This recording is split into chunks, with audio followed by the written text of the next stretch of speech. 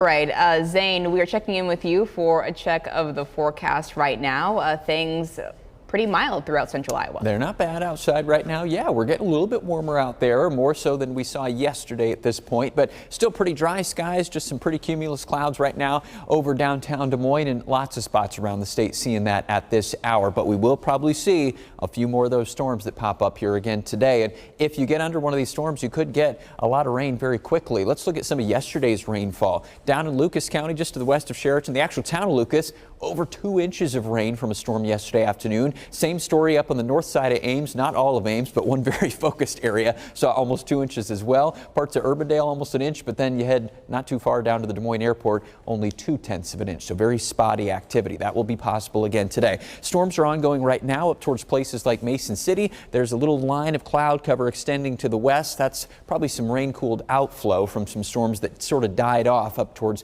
southern Minnesota earlier this morning. Farther north, there is a boundary. It's not a really noticeable one, but it is going to slowly travel southward into Iowa and provide a sort of focus zone for some more storms develop as we go through the afternoon. So locations are not going to be really something we can predict too well besides sort of along that boundary. But as we go through the afternoon hours, I think mainly northern Iowa first is where we'll see a few more storms develop, and then more so southward towards I-80 and then into southern Iowa as we go into the evening hours. So wherever you are at, you do have the chance of a brief storm here today. And then that boundary is going to do something here into tomorrow where it basically just kind of stops. And that's why we've reintroduced another chance for some more spotty showers and storms into the day tomorrow on Wednesday. That's the morning hours. Wouldn't rule out maybe an isolated shower when you get up and get going tomorrow morning. And then by the afternoon hours, notice how right in the vicinity of that front, we reignite a few more spotty to isolated showers and storms the second half of your Wednesday.